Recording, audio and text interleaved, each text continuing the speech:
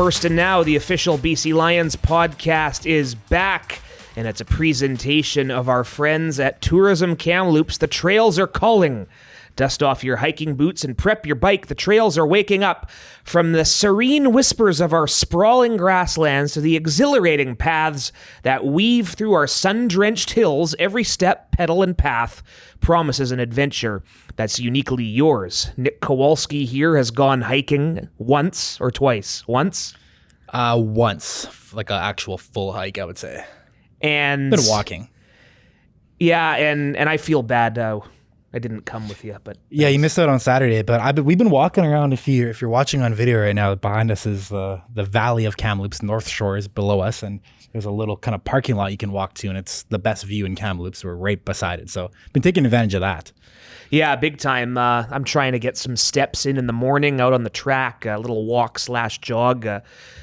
Clears your mind at the start of the day, because even though we're not playing football, you can just tell we're not football players if you're tuning into this for the first time. I have been asked if I'm a player, though, in the elevator. Well, that's just kind of like a rite of passage thing, right? Yeah, I think I've been there before. Yeah, you're kind of small to be a football player. And I say, that's what the scouts all told me, too. That's what if anyone drops that on you. Yeah. That's a good line, yeah. Yeah. That's a good one. Keep that in your back pocket. Been told that all my life. Yeah. That's why you thrive off that. So even though we're not doing football hands-on per se, there's a lot happening, and we encourage you to subscribe to our YouTube channel. You'll find this podcast, you'll find Arrow Up, you'll find practice reports. We've been doing stuff with the Moj. Great to see the Moj up here in his Hawaiian shirt today on Wednesday, reminding people he was just in Hawaii. But it feels good right now. It does, yeah. Football is here. Having the vets here has been just intensified everything, right? I think we saw it today on Wednesday's practice how chippy it gets. If you're there, you know exactly what I'm talking about. You got Alex Hollins yelling the entire practice, keeping the... He's in mid-season form. Oh, yeah. Manny Rugamba is kind of the vocal leader on defense right now in terms of chirping back. But it's all in good spirits, right? Like it's kind of the iron sharpen irons cliche. And there's definitely been times where the offense is giving it to the defense, and then vice versa, where the D-line is getting after Vernon and all the other quarterbacks immediately. So it's been really cool to see all the individual training camp battles. And I mean, by now, I think there are some standouts already, which is something you'd like to see. Yeah, I mean, should we just go right into our superlatives, we're calling it? There definitely is a lot of standouts, and we're going to talk about this with Jason Tucker and Ryan Phillips shortly. But, I know some fans were upset to see people go, namely a Lucky Whitehead, namely a Dominique Grimes, but talking about those receivers, guys like Travis Fulgham, Ed Lee, Stanley Berryhill was great in one-on-ones at the last practice we were at the time of this recording. Fans are going to be excited over what replaces those veterans. 100%, and it's all over the roster right now. Even a guy like Devin Revenel, number 79. We have our little player chart that I've been looking at, and then after Skelly and team sessions, it's 79, 79, 79. I'm looking at my sheet. I'm like, who is this guy? And then you find out who he is, and that's how, they hopefully make a name or an impression on the coaching staff too. Ronald Kent, number 4 on defense. He's been working with the ones since day one of veterans or main camp. And that's because Marcus Sales has been dealing with a little bit of a hiccup and injury, but Ronald Kent's been taking that opportunity and seizing it. Patrice Rene, as a result, is playing starting reps at safety, and he's had his hands on some footballs. Adrian Green sliding over to corner, boundary. Seontae Evans looks great too at his halfback position. So it's exciting, and then the D line. I mean, it's 10 plus deep again right now. Going to be nastier this year. Yeah. Well, that's a good segue into who you're most excited to see. I think we both have a defensive lineman down for this one. For superlatives? Yeah. Yeah, let's start with that. Most excited to see. You want to go first, or you want him? I'll go first. Pete Robertson. Look, I mean, to steal the line from Neil McAvoy, when we played Saskatchewan, we could not block him. And you need a game changer coming off the edge. And I think having him and Sione as the bookends, barring something unexpected, Pete Robertson is going to get to the quarterback like he's been known to do. I'm with you. When it's all said and done and we're in November, there might not be right now Pete Robertson and Sione Tuihaima are slated to be those starting two ends. So when it's all said and done in November, there might not be a duo that has more sacks in the league than them. That could be something I'd be willing to put out there. And Pete, from day one in main camp, he was part of our training camp report, so I was kind of getting my footage of him and my B-roll on that and hanging around the D-line for a while. And he was teaching up Francis Bemi. He was literally had the playbook, it looked like, in his hand during some of the D-line individual drills, and willing to learn and understand John Bowman's new philosophy and all of that. So really excited to see him. I'm staying on the D-line for mine. I was excited to see Christian Covington. Yeah. Immediately, I just wanted to see what he looked like, because I remember last week we brought this up. When you Google him, you see these photos of him wearing Dallas Cowboys uniform, and he's like the biggest traps and just like a monster on the field. And he is a big dude too. Really nice guy as well.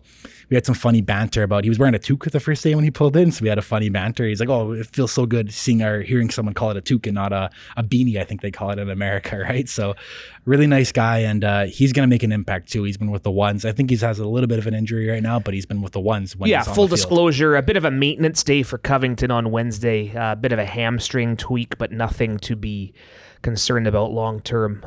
His spot is pretty safe, and it looks like he's having fun too, right? Yeah. He's not just up here going through the motions. You know, sometimes you get guys that come from the NFL and they don't act like they have to give it their all, but yeah, great local story on him too. Yeah.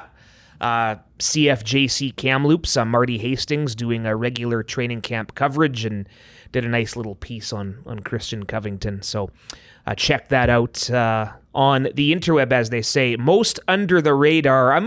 This might seem a little odd, but I'm going to go Smoke Mizell. I mean, we're all excited about Will Stanback.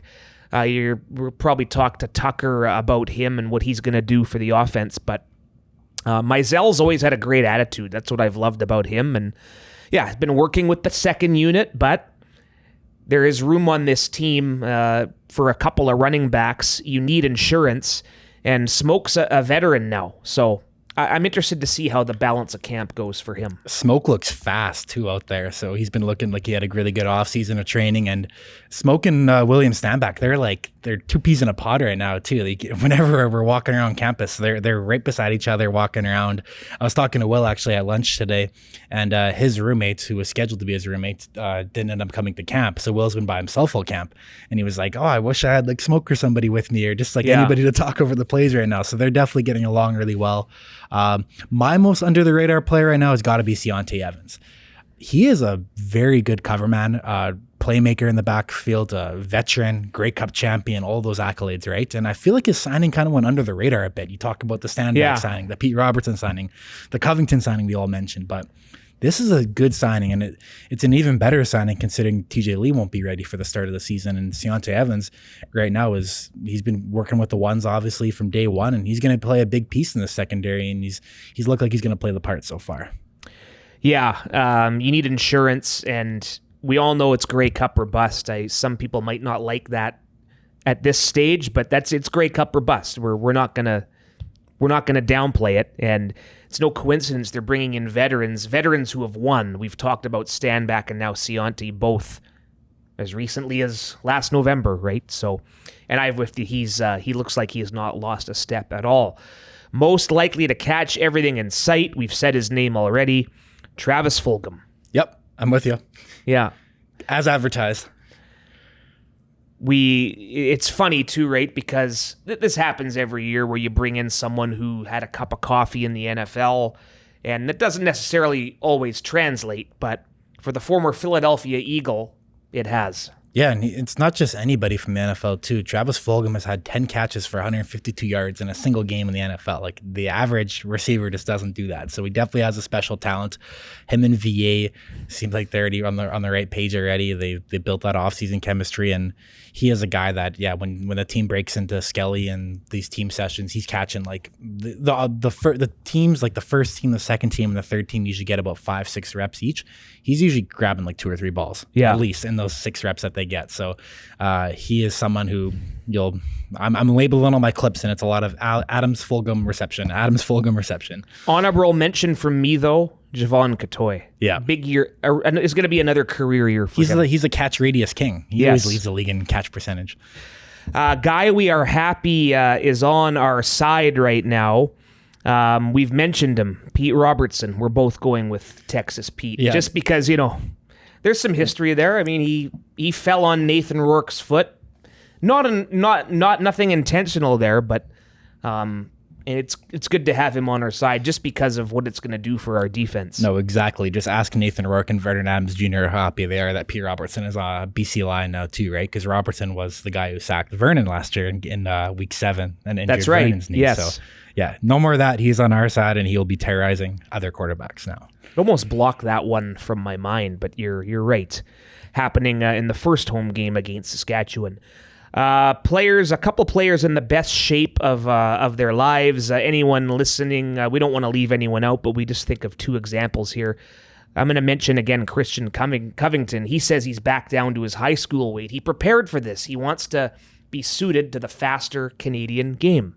This is always the training camp cliche you get, though, right? He's in the best shape of his life. You hear this all the time, and Covington definitely fits that bill. Sean White, I'm going to say, is mine. Sean White's been talking about He's lost 16 pounds, I think he told us. Yeah, right? And he's been talking about his fitness and his journey all off season, and yeah, he's ready to play for years to come, and as they say in the cliche of sports world, in the best shape of his life.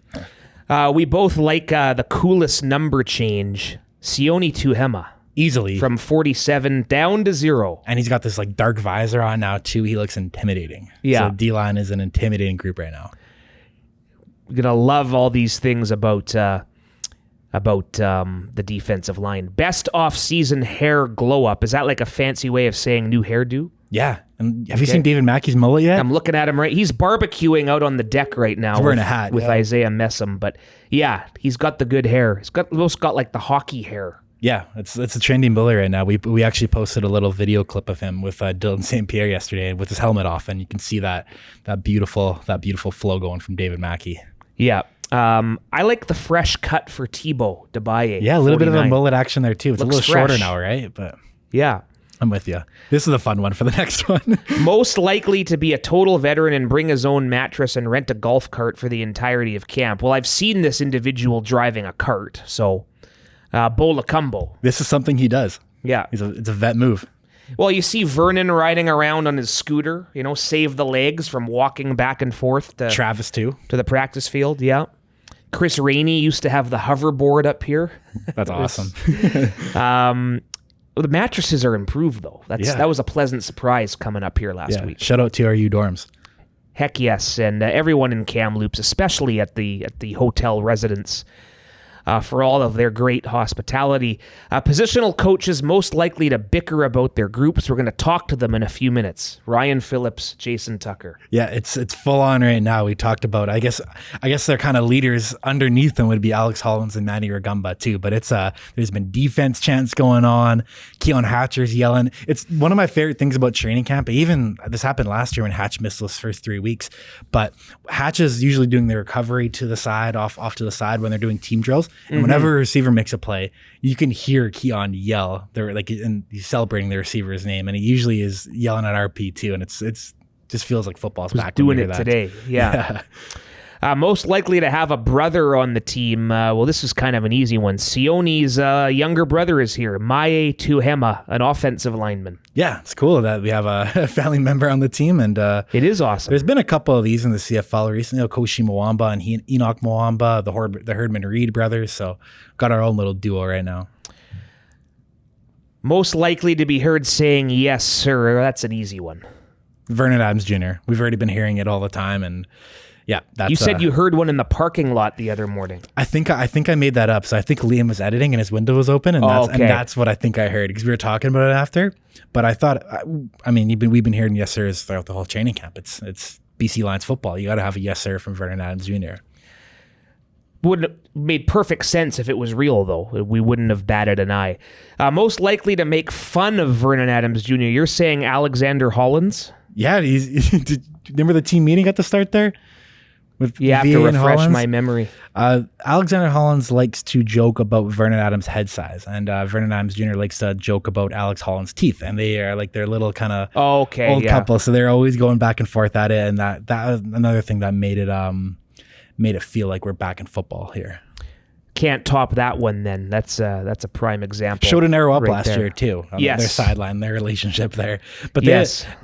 don't get it twisted. They are locked in and they're huge supporters of one another, and they have each other's back and all that, even though you will see them kind of bickering at each other on the sideline and whatnot in a joking fashion. Yeah, it's all in good love. So before we get to RP and Tucker, we've talked a little bit about hiking and Tourism Kamloops. You can check out their website.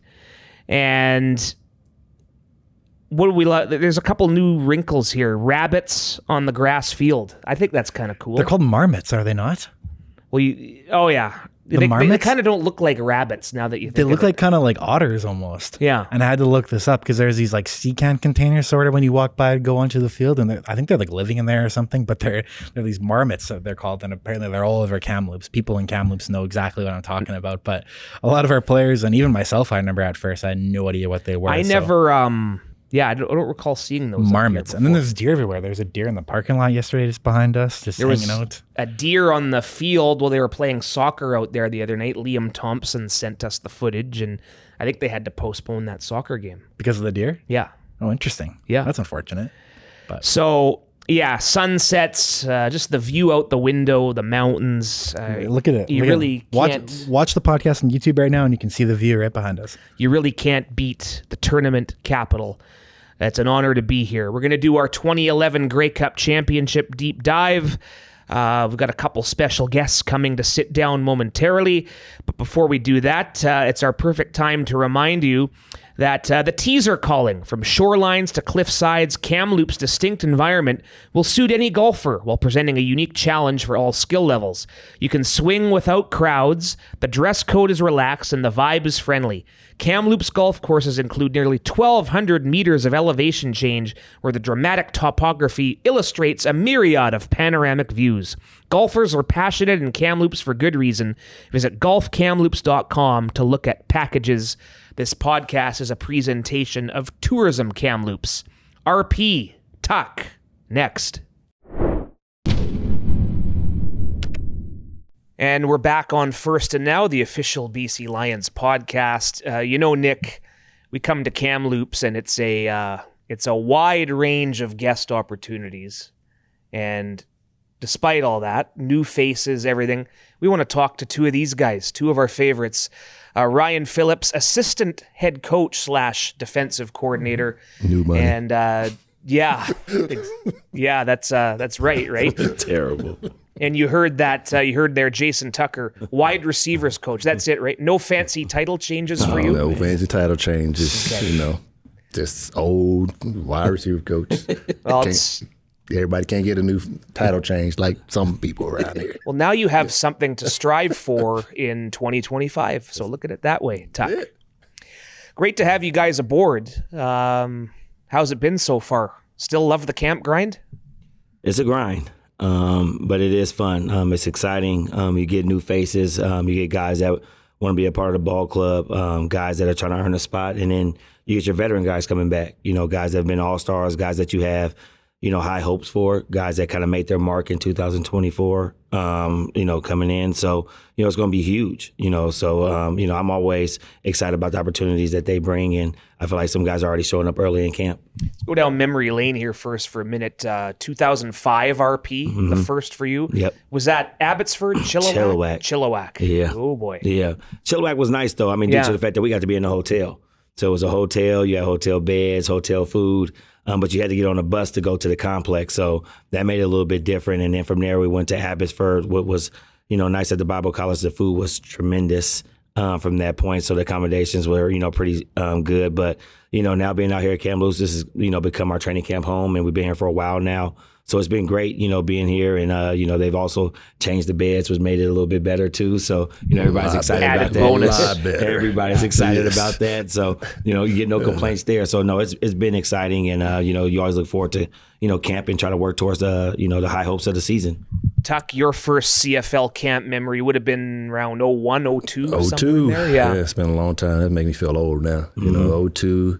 We actually did it right there in Edmonton, so I didn't have to go nowhere. But we were staying in the old Ramada Inn back in the day. So, again, same story. Had to bus all the way over to to Commonwealth, which wasn't that far at that time. And actually, I drove up that time during that time of year, so drive up. But like you said, camp, you love your off seasons, but you miss football. And you're excited when it comes back around to get into camp, see the new faces, see the old faces, and you're excited for a new year to get started and get going again. Do you feel it as an advantage being in this one central area where you guys are all doing everything in the same area and there's not really distractions, or is there cons to that, or what's your whole take on being in Kamloops? Oh, it's great to be, separated away from everything. That's how you build that team chemistry. How do you build bonds with other players that you don't know, because you're with them all the time. So you get to know people, you get to do different activities with them, besides being out on the field. I know a couple of guys about a couple of years ago, they would be up on the 8th floor lounge and just playing cards, playing dominoes. You just get to know everybody. So if you're going to spend a whole year with somebody, at least you want to know who they are. One of the things now that I've kind of been a part of these training camps for a couple of years now, that whenever fans ask me or anything about the routine of everything, is that you publicly you can see practice from whatever 8 a.m. to 10 a.m. and then that's it, right? Publicly, that's all you see. But RP, just talk about what you guys do the rest of the day, because it's literally football from when you wake up until you go to sleep, right? Yeah, you want to talk about 15, 16-hour days at minimum, right? Especially during training camp, right? It's a different grind. So, for the most of us, we get up around 6 o'clock and, you get ready and prep for practice. And then, you got to go through meetings and so forth. You still have to have your own personnel meetings, make sure, guys are, still on the incline as far as having the opportunity to make the team. So you got to have your coaches meetings and things like that. And then you still have the player meetings. You got to be able to review film and, do different installs. So, for the most part, everybody gets done around 9 p.m. where we're still grinding until about 10 p.m. So, those 14, hour days and so forth are definitely taxing and grinding, but, it's for the better cause, right? You're trying to build towards something, and the Grey Cup is it. And, this is a part of the process. Mm-hmm. You mentioned off the top that you get excited to see, the vets, but also the new guys. Is there any anything in particular that you get excited most for? Like you see Gary for the first time in months, or you see, I don't know, like a draft pick like Beaulieu for the first time ever. Is there anything that stands out more so than not? You know what? Those two guys are a prime example of, the differences that you get coming into a CFL training camp, right? Gary Peters, a guy who's obviously solidified as one of the better guys in the league, a guy that's been around here for a long time now. You obviously keep up with him. He calls me all the time. We have our own personal relationships. So you're always excited about seeing a guy that you have a relationship with, but then you're also excited about someone like Beaulieu. He came in, he wanted to learn, wanted to be a sponge. It makes you now have to adjust sometimes your coaching style. It makes you have to evolve. A kid coming from Laval, from that standpoint that, may have learned things a little bit differently, and you want to get him up to speed to be a part of our defense. And he's been, definitely performing. He's definitely been taking the big steps. I think the future is bright for him. So you're talking about two different, stances and two different, obstacles that you have to face as a coach, but that's what makes every year that much more exciting. Recording this episode and interview a couple hours after Wednesday practice, technically day 4, but really day 3 of full practice. It was chippy out there. How much do you guys like that? Is there a line, though, that you don't want to cross? Or, you're on opposite sides of the ball here. What's your take on all that? Oh, you got to love it, especially being a receiver in DB. It's always going to be that. Anywhere you go, any league, receivers and DBs are always going to chip at each other, and it just makes it fun. It brings the energy to the practice. Everybody's excited into it. So it's all in good fun, and guys, they don't cross the line. They know, it's just ask your teammate at the end of the day. This is a guy you're going to go to war with come season time. So, you don't cross the line. You're just all in good fun. Yeah, you got to compete. Honestly, if you don't have it, I come in a question about our team. You got to be able to compete. You want to, try to outdo the next guy, because the reality of it is, especially for rookies and vets, you're trying to make the team. And, you got to be able to compete against those guys. And I understand some people might feel like words aren't a part of it, or, the trash talk. But at the end of the day, sometimes it's motivating for the next guy. I always say all the time, like, what I do on the field has to be contagious to the next. And I want that next guy to feel the level of competition that I'm actually trying to bring out, and feel the excitement level that I'm playing with every single time. So it's huge for us, to be able to see guys compete, be vocal about it, and also bring other guys along and know what that competition level needs to be like, and that standard needs to be met every single day. Tuck, we were excited to see the potential of some of these young guys like Barry Hill, Travis Fulgham, Ed Lee's another one that Ryan Rigmaiden told us to watch out for from day one. How excited have you been to see these guys learn the tricks of the Canadian trade? Very excited. A lot of good guys that the scouting staff brought in. Because we're looking for pieces. We lost some valuable pieces in Dom Rhymes and Lucky Whitehead, so we got to replace guys. And that's what every year, and the team's never going to be the same year after year. You're going to lose guys, you got to replace them. And you're just looking for those guys that's coming in that can mesh with the group, fit right in, and we don't miss a beat.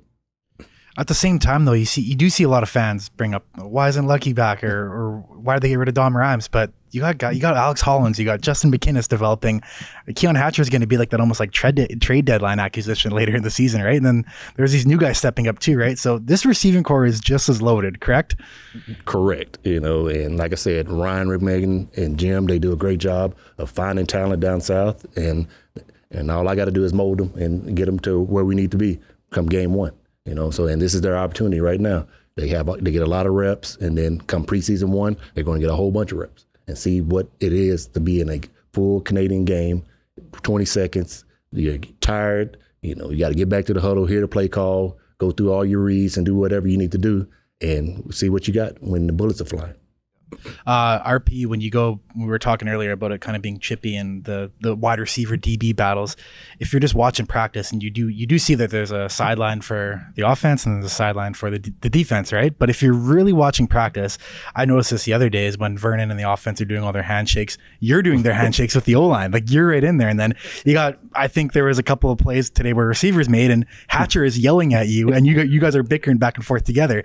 So you guys aren't like that kind of segregated. You guys are all still getting involved together and all that, right? You know what? To be honest, they hate when I do that. I'm actually in there trying to mess up their handshakes purposely. I do it every practice, and honestly, I kind of pride myself on being like kind of like the metal or the medium guy when it comes to offense and defense. Even doing warm-ups, like I'm not really ever on the side of the defense. I'm always over there by the offensive line. I'm always over there by the receivers, messing with Alex and Terry Williams and Hatch and all those guys. And I get fun out of that. And I think it just brings a different level of calm to those guys, to see somebody that they don't get to be with all the time, someone that's not in their meeting room, that's still being attentive to them, I think is, kind of speaks volumes on where they're going and someone's, noticing and paying attention to them.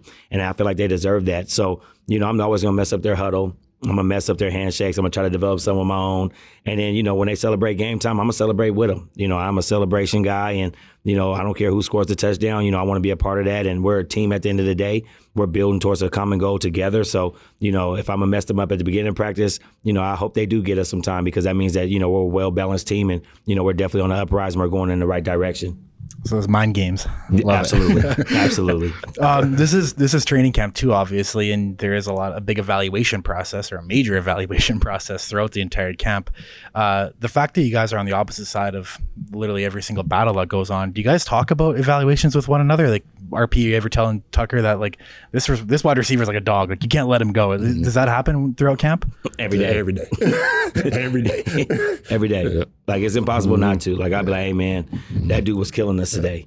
I'd be like, hey man, that dude, he look like he got a good catch radius, or man, this guy look like he can like literally take the top off the defense. And like I said, it's impossible not to notice, right? If you feel like you already have a group that's established and, some veteran guys, and they're making their mark against those guys, then I feel like they got a better chance, to make their mark against anybody. And that's kind of how, I pride myself, especially against our secondary, right? We have some veteran guys out there that have been some of the better guys throughout the league. And I feel like if you're a rookie guy that can win battles against those guys, one-on-ones and so forth, you got a pretty good chance of being successful against anybody. And, I don't have no problem like putting those guys on notice, because, at the end of the day, if I can see it defensively, then I know they see it offensively. And sometimes you got to have that added push sometimes to keep guys around.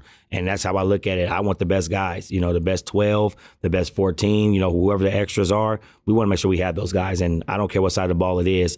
I want to take notice, because I think those guys have a chance of making our team great. And it goes both ways. If I see a DB and he's got one right now that's been in the first rotation, that's doing a hell of a job. He's making plays, he's in the right spot, so it goes both ways. Anything specific you tell these rookies, how you coach them up? What advice do you give them in terms of, what do you have to do to stand out here once the vets arrive? Well, I tell my guys that you got to show and prove from day one.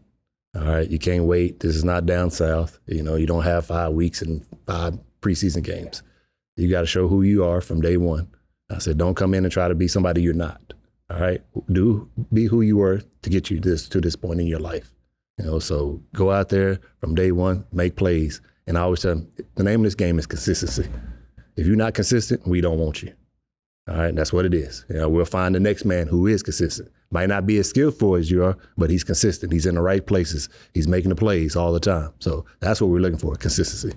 Yeah, I mean, consistency is what wins ball games, right? If you look at the top of the league and people that, the teams that they think are going to be great, those teams model that year in and year out, whether that's the people in the room, whether it's the performance, whether it's even the coaching staffs. Those things have definitely been a big part of the CFL success of the Winnipegs, even ourselves in the last few years and so forth. We've had a consistency in the sense of putting people in the right position, but also those guys going out and executing. And, I'm the main person to always say that, we don't play the game. We just go ahead and structure the pieces. But those guys go out there and make plays. Those guys go out there and perform. Those guys go out there and put their best foot forward. And, at the end of the day, we want to make sure we have the best guys to do it at the most optimal level every single time.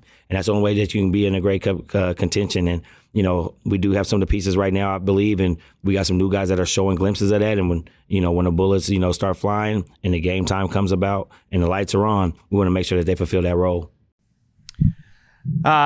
Early impressions of some of the guys up front for you, RP, namely Christian Covington. Talking to Moj earlier, the Tavai kid has held his own in there.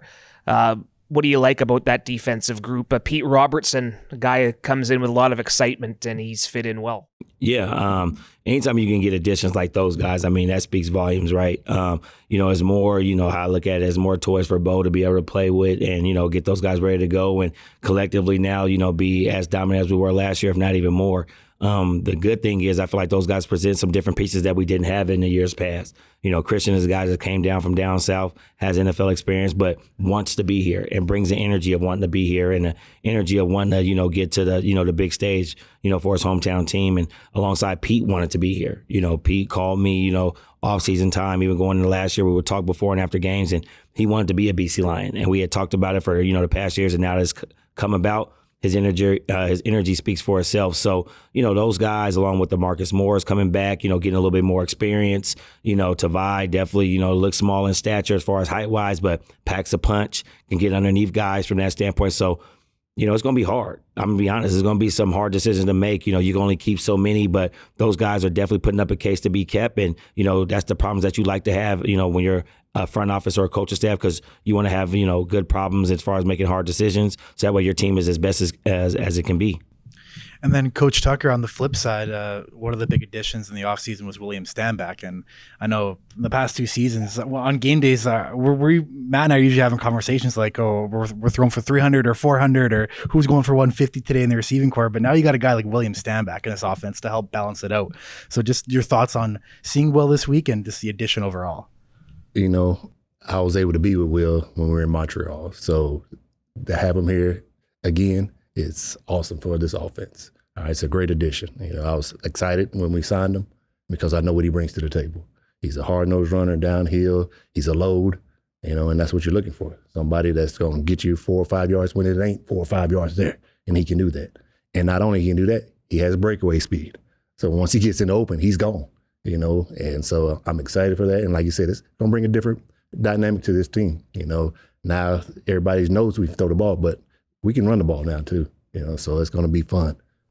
It's obviously nice having a quarterback. It's nice having a bona fide QB1 in Vernon Adams Jr., but this year you got 2 new quarterbacks in Jake Dolagala and Dakota Prukop.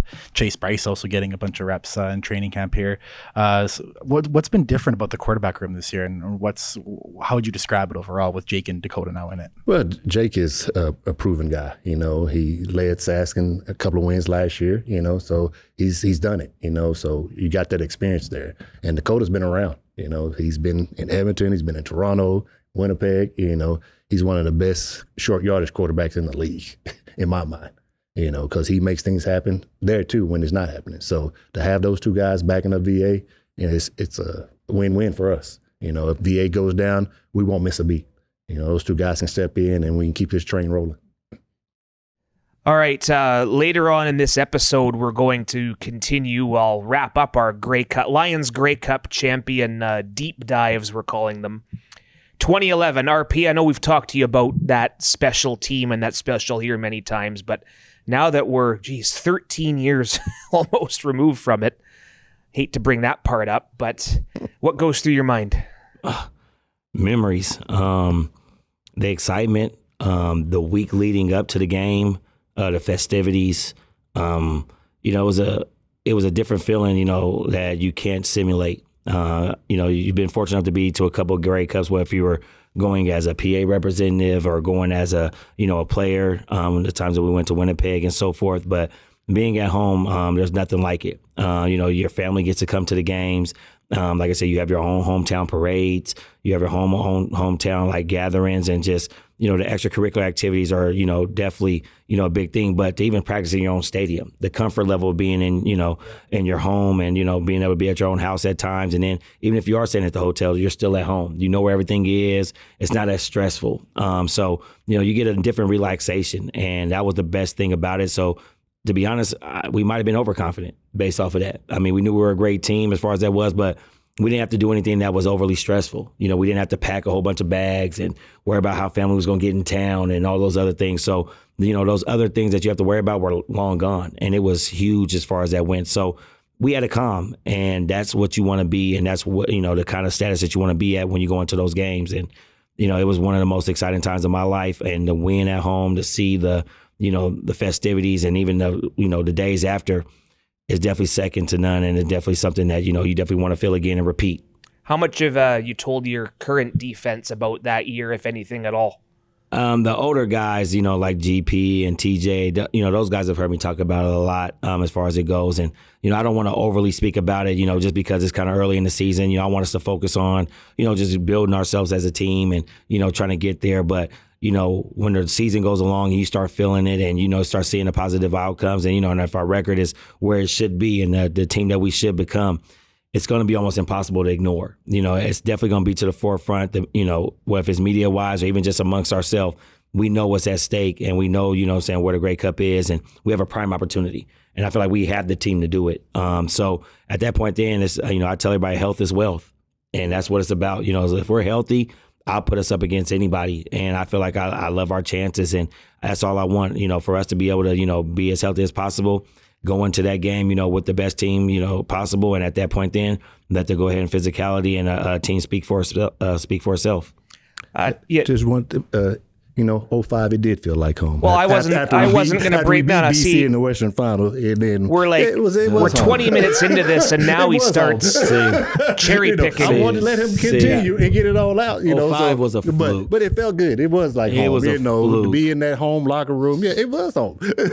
You talk about blowing it. Our old colleague Jamie Cartmel, the previous Lions communications director and original first and now co-host. He was telling, because that was his last year in Edmonton before he came over to the good side here, right? And he was telling me, I forget who it was. It might have been Ed Hervey, or it might have been one of you guys was talking about how they wanted G-Roy's locker. And just hearing that story, I mean, hey, the Lions did that in Calgary in 2000. They spoiled the Grey Cup party there, Western Final. But yeah, you just had to bring that up, didn't you? I had to. I let him get it all out, and it was good, but that made it sweeter. No one remembers that. Okay, no one remembers. Got to bring this up the current day too. Every day at the den, where we eat our breakfast, lunch, and dinner. Everybody's there. It's loud now with all the vets there. But one of my favorite kind of ongoing bits, I guess you could say right now, is RP. I believe you signed like a 2-week contract with the Carolina Hurricanes as a fan, just to razz John Bowman, who's a massive Rangers fan. For sure. Carolina, stand up. We're here. All right. So, hey, we done won a couple games in a row, and he hates when I say we, because he knows, like I said, I'm not all the way true. But whoever's going against any one of his teams is my team, and that's what it is. And I'm going to sign a contract for that time. So, Carolina, I know, we're coming up soon. Hey, everybody stand up. Rangers, sorry, this isn't your year, and it's okay. It'll be all right. Bo, sorry. It was the other day he came in with like a track jacket on, like a faded cap and everything. look brand new, that stuff. No, he literally pulled it out the suitcase, and I'm like, what are you doing? He's like, well, I got like 2 or 3 of them, and he's like planned it for the whole training camp, and it just sucks that he's not going to be able to wear them anymore for, after this coming up week, but it's okay. Better luck next year. I know. On our downtime, we kind of try to watch all the hockey and all the basketball, especially with Vancouver in it right now. It's always like the second, third round of the playoffs that we hear. Do you guys feel like you kind of miss out a bit on those, or are you trying to catch as much as possible? That's what the den's for. And when there's not one TV on, and when there's 27,000 of them in there, that's where we come in there to see the games, because we're going to miss them. We have meetings. We have practice, so that's the only time we can really catch them. So like you said, the den is our time to eat and just socialize and have fun and joke about different things like that. So at least tell me the 2005 stuff, that's all fun and games. But now that you're on the way, you're not an Oilers fan anymore. You know what? I'm a Stars fan. Okay, there you go. Well, they're looking pretty serious right now. So I'm a Stars fan. So I went and saw the Canucks and Stars, whatever it was, end of March. It was basically for first in the conference. I came away with that. Like Dallas won, and seeing it firsthand, they're deep. So whoever wins this Canucks Oilers is gonna, assuming Dallas doesn't collapse against Colorado, they're gonna have their hands full. So. We're going to end it with a fun one. 5 reps right now, 1-on-1. You two. What's the result? What's the score? I'll tell you right now. 5 reps. It's going to be 2 hamstrings, a couple of quads, bad backs, and that's what we're going to end up. We're going to be laying down somewhere ice. That's it. I'll be with Tristan in the training room. Yeah. That's where we're going to be. With all the ibuprofen. If it was like longest yard style, we needed one coach to go in just for a play, would we put John Bowman in there, or would it be one of you guys? Bo was not the option. Who would it be then? I'm the better option than Bo. Maybe even Tanya, to be honest. But Bo is not the option. No. I mean, any Rangers fan is not the option. So that can't be it. But going back there. But no, for sure, we try to stay in shape. We get up and work out. That's why we get up so early too, because we try to work out before the meetings and things like that. But we still know our do's and don'ts. Even when you're demonstrating a drill, we know the tempo that we're doing it at. So, I'll go out there with cleats sometime just to mess around with those guys, and they get all excited when I put cleats on, and I'm out there just to do nothing, literally, because I just mess around with them. That is not the goal at all. So, I do it just to mess around, but other than that, the limitations are there, and they're there for a reason. So, it's just fun and games, and we enjoy the moment and we live on with it. My mind says, oh, you can still do this. But my body says, no, you cannot. You cannot do that, Well, Bowman was running gassers the other day. I saw at the D-line, right? After the end of practice. It's not real. Not real at all. One funny, I just thought of this too when it comes to Christophe Beaulieu, the draft pick this year, is we were talking to him the other day, and he told Coach Bowman that I used to watch you growing up. Have you guys got that from any of the players? Man, you know what? I try to leave it alone, but the funny thing is we had Dawson Marchand in, and I actually have a childhood picture of him. He used to play on G-Roy and Baron Miles' Little League team out in Cloverdale. And we used to go to the games, and they also brought him to practice. So it was in Abbotsford at training camp. And there's Baron Miles' son and him in a picture with me, Baron Miles, Corey Banks, LeVar Glover. And he's standing there, and he was like 9 years old. And I showed it to him. So even when we drafted him, I'm like, man, this can't be real. That's when I really knew, like, man, I'm starting to get up there in age. And there's definitely a difference, So seeing him now being grown up, being an adult, like, it's definitely a different feeling. But, you're going to get that, when you're being around the same organization for a long period of time, you're starting to be a guy that's in the community, you're going to run into somebody, saying that you actually helped or, even coached at a community practice or something like that. But it's a great feeling, and there's nothing better than, having this opportunity for that. Well, it was funny. Colton Meikle, the junior kid, the receiver. I don't know if you guys saw it. We shared a picture on our social media of Wally Buono signing his shirt at FanFest. The year's 2014. Yeah. So, talk about feeling old. Gentlemen, this has been a blast. We could go on all day, but it's camp and there's meetings and there's obligations. Like Nick said a few minutes ago, it's not just practice, it's football around the clock. And it's an honor to have you on board. Jason Tucker, 2003 and 2005 Grey Cup champion. Ryan Phillips, 2006, 2011. And hopefully more to come for both of you. So thanks, fellas. I appreciate it. Thank you for having us on. We're back back in the tournament capital. BC Lions Training Camp, presented by Sun Peaks Resort in the city of Kamloops, is on now at Hillside Stadium. Come on. Okay, boys, here we go. Join us for the all-new BC Lions Downtown Block Party on Victoria Street, presented by BCLC, Saturday, May 18th at 3:30. A licensed zone with live music, barbecue, player autograph signings, massive bouncy castles, and other surprises. More at BCLions.com. Proudly supported by New Country 103.1. We're ready to go. Let's crank this thing up. Outstanding content as always with Ryan Phillips and Jason Tucker, and I think they would both give each other a good battle if they went one-on-one right now. I think Coach Tucker sells himself short.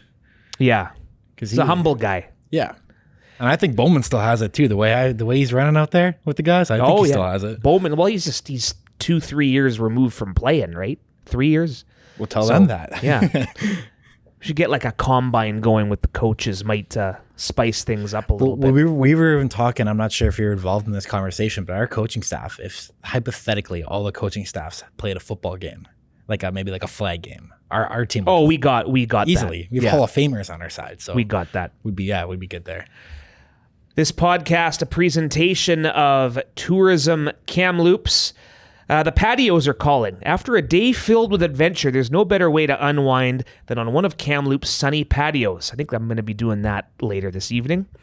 Our locally owned eateries and cozy coffee shops serve up more than just delicious bites and sips.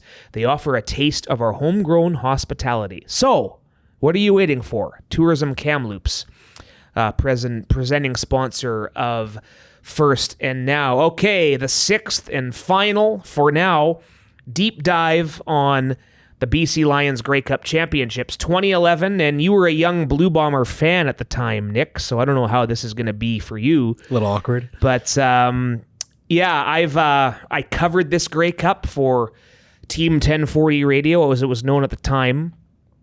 Covered the game in what's kind of called the baseball press box. It's because when they configured it for baseball exhibition back in the day, it was behind home plate. So in the auxiliary press box, and the story of this team has been told, but it'll still go down in history from 0-5 to winning it all, and played half that regular season at the Empire Field, Tempire we called it. It was good to get back into the renovated BC Place in September of that season.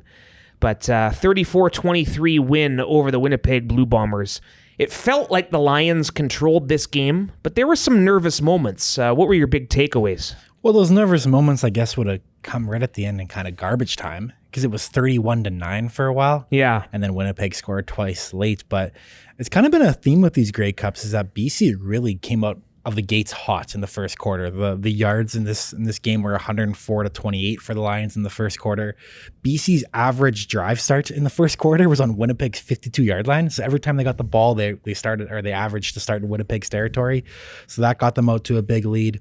And just even from that opening kickoff, you kind of could see that BC kind of had the mojo already in that game. Tim Brown had a big opening return. Solomon L. Mimiran scrapping with, I think it was Pierre-Luc Labbé on the first play of the game. So Buck Pierce's helmet gets hit off on Winnipeg's second play from offense of the game. So BC came out hot, and they cruised in this game. It was a 11-point game, but I think it didn't really reflect how better BC was on that night. 14-6 at halftime. Andrew Harris, the only touchdown for either team in the first half, and the Lions needed a big play to break it wide open, and they got it in a form of a Travis Lulay bomb touchdown to Kier Johnson. The third and final Lions touchdown of the game was to Arland Bruce. Outstanding mid-season acquisition. So you're right, it was 31-9 when Bruce found the end zone until Winnipeg started chipping away. Yeah, and that was the dagger, right? Obviously, Arland Bruce, and it was a pretty chippy game too. In the second quarter, Alex Suber, one of the Winnipeg kind of standout defensive backs, he hit Arland Bruce's star cell. He broke up a pass for Arland, and he hit his star celebration in his face. It's kind of funny. It's kind of a callback to today. Alex Hollins did the arrow celebration today after catching a pass, but he did, yes.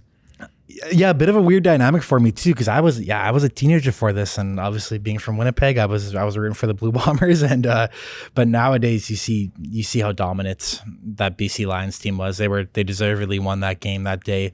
There's that Odell Willis drop though that maybe could have changed everything. It was a walk-in score, touchdown, that he dropped. But another note I had from this game is, you remember Terrence Edwards, the receiver from Winnipeg? He was right in his prime during these years. Alex Hollins reminds me of him a lot. I was I thought of this, and then I thought maybe Terrence is a little bigger, but I looked up their measurables and they're quite the same size, and they kind of have like that what's the word I'm looking for, when they can blow the top off the defense when they catch passes and have that long ball touchdown potential. So that's one connection I kind of made to this game that I just kind of came up with naturally.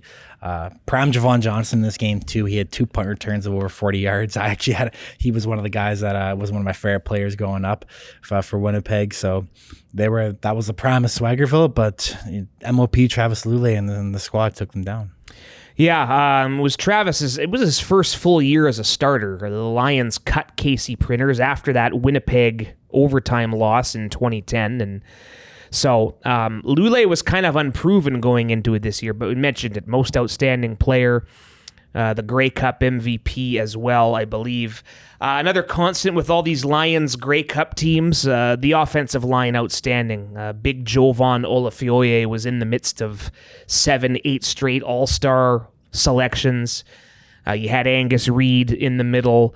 They played a big role in giving Andrew Harris some good ground game, that's for sure. And then Paul McCallum too. He was 50 of 53 that year on field goals, so as good as it gets, kind of like Sean White last season. RP had 4 picks that year, was tied for the team lead with Dante Marsh. Karan Williams had a team high 11 sacks in that season. Solomon El-Mimoun with 100 tackles, so plenty of star potential. Even a guy like Sean Gore had over 800 receiving yards that season. So GRI with his 1,300 just walk in the park for him. But Paris Jackson was a guy I was happy for because his role had kind of been diminished. Of course, Arlan Bruce became the main game breaker for a few weeks there along with Giroy, and Paris made a couple of big catches early, extending the drives, allowing the Lions to get ahead and stay ahead. Never trailed in this one. We talked about the 2000 champions, never trailed in the whole playoffs. 2006, never trailed Montreal. 2011. So 1994 was the last time the Lions trailed in it. Well, 2004 actually, last one they lost, would have been the last time they actually trailed in a Grey Cup. It's remarkable. Yeah, they come out hot in the playoffs. When they get on a roll, and that's something that, we've kind of had that dynamic, that magic in a bottle in those 2 Calgary games in the West Semi, but it's just a matter of kind of continuing that momentum, right? Another note too, Arlan Bruce comes over when the team is 0-5, and then he goes off for 800 yards, team high 8 touchdowns. Like, I know it's a team sport, but when one guy comes and the team changes their fortunes like that, that's pretty special. Yep, got him in a trade with Hamilton, about the end of July, middle of August, something like that. That's for sure. Yeah, no coincidence that his arrival helped boost this remarkable turnaround. And hey, winning it at home, that's what we're trying to do this year. So you heard the guy, you heard RP talk about it. It's like no other feeling, he says. And you mentioned here that the Arlan Bruce had 3 catches on that drive where he would score to make it 31-9. So there you go. The last laugh. Yeah, it's been fun doing these Grey Cup deep dives and makes us excited for the opportunity to win more in the future. Before we are done today, we're going to go for it and punt, one of our new favorite segments. You go first, Nick. What are you going for here? I'm going for these number upgrades. We mentioned them off the top a bit, but Sione Tuihema rocking that 0. Yeah. Another big one that I like is Aiden Eberhardt wearing number 19. There's kind of a, it's a cliche in training camp too when a DB gets handed a jersey in the 40s or a receiver gets handed a jersey in the 70s. It's usually not a good indicator of your position on the depth chart, right? And we posted a video last week of Aiden Eberhardt talking about that where, Yeah, I was number 77 last year, he says, but this year I'm upgraded. Don't get to 19. it twisted. Yeah, don't get it twisted. I'm number 19 this year, and he's earned that number upgrade. And let's call it a spade. It is a number upgrade when we talk about how it gets played out in the depth chart and all that. But I like these number upgrades, and you can just tell that these players, they feel more confident in these new numbers. Guys like Manny Arsenault and Brian Burnham all started in the 70s in their first camp, so anything is possible. I'm going for the breakfast tater tots, Nick. We're part of the meals here, breakfast, lunch, and dinner. Pretty good spread every time, but you get the eggs and the bacon in the morning. There's rotations of days, though, where it goes to hash browns, but I love those tater tots. I'm going for them every time. I'm with you. I actually told Tyler Gammon today, our football operations coordinator, that I'm more of a tots than hash browns guy for the breakfast, because that's the rotation, like you said. Yeah. And he told me that was an unpopular take, and I was pretty surprised. Really? Oh, well, the hash browns are good too, but but the tots are nice and crunchy. A little more unique. Yeah, I don't eat those as much at home, so That too. yeah. All right, what are you punting? We've talked about this a bit before, and this might be a little controversial, but these away game watch parties. Have you been seeing these at the different hockey arenas throughout Canada? I would never go to them, and it's more not about them, but it's more that I would just rather. I think you're on the same page as me. I like to watch the game at home. You're in your comfortable setting. You got sound. I mean, we went out on Friday for game 2 here, but we did go to a bar that had sound. The prices were cheap. That's another thing too. You're probably paying those arena prices and you're watching in an arena with a bunch of, there could be a stranger beside you for all you know, and all of that. So that was fun. Go to those, but I watched game 4 the other night up at On the Rocks, so one of the local Molson pubs here in Kamloops. Great spot. But bigger the game I want to watch on my own at home, and it's become such a social media driven world. So these viewing parties provide social media fodder more than anything. Get your photo of you at the game, but it's not even the game is kind of my takeaway. Like if I'm going to the arena, I want to watch the sport that I'm there for. You know what I mean? So it could be a hot take, but I'm punting. I know some people that have done the Rogers Arena away game party. Watching it in the arena is kind of cool, but I'm with you there. On the topic of the Stanley Cup playoffs, I'm punting the word stave. You ever notice, like, when a team has a chance to eliminate another team, a broadcaster or someone will say, so-and-so looking to stave off elimination tonight. And then on the flip side, you never hear that word in any other context. No, it took me a second to think about that. Yeah. You always hear on the flip side, they're on the cusp of elimination. That's the other one. There you go. Yeah. Colorado Avalanche, cusp of elimination. They have a 3-0 stranglehold on the series. There's another one. There's one I'm thinking about right now. It's commanding 3-0 series lead. That's another one. Yeah. So we're punting all of these. Yeah. Commanding series leads. Out of here. Cusp of elimination. Done. Yeah, I'm with you. Colorado Avalanche at the time of this recording looking to stave off elimination. Hey, shout out Logan Stankoven too. Kamloops. Hell yeah! It's kind of weird not being here, not having the Broncos in the thick of the playoffs here in the WHL. The Blazers. The Blazers. My bad. I'm thinking. I got football in mind. I got Colton Meikle and these Kamloops Broncos receivers on my mind here. As you should. Yeah, we saw a Memorial Cup game here last year. It was Quebec playing Seattle. And the Blazers, actually, Coach Rick asked me today on the drive down to a sponsor visit with BCLC. He says, how the Blazers doing? I'm like, well, they kind of went all in last year because they were hosting the Memorial Cup and didn't quite make the playoffs this year. But it's junior hockey's all cyclical. They'll be back. I've been kind of paying attention to the other leagues right now too. So Moose Jaw is up 3-0 on Portland right now in the WHL championship. Moose Jaw on Tuesday night won Game 3 at home in overtime. Pretty great Dustin Nielsen calling that on that game. I saw that. Yeah. So that's kind of a surprise because I know Prince George was really good and Portland beat Prince George and then Portland's just wagon, but Moose Jaw looking to sweep them. And then the other night, I don't know if you saw this in the OHL, but it's London and Oshawa. Oshawa had a 6-2 lead, and they blew it, and London won 7-6 in overtime. So it's just some crazy stuff there. London Knights, you can guarantee or count on them to great program to be there toward the end. So they're looking like they're Memorial Cup bound as well. And maybe Moose Jaw, which would be cool. Talking Memorial Cup, Grey Cup, it is a good time of year for sport, not only because we're here in Kamloops for training camp. We'll have another episode for you next week, at least one more before we're out of here until May 29th. Tourism Kamloops, a proud partner of us for training camp and for First and Now. So we thank our good friends at Tourism Kamloops for their support. We'll do it again soon, Nick. Yep, back to football. Back to it. Thank you for listening, everybody. Be sure to subscribe, rate, leave a review. Subscribe to our YouTube channel. We have content there for days. Camp content. Gotta love it. Back soon on First and Now.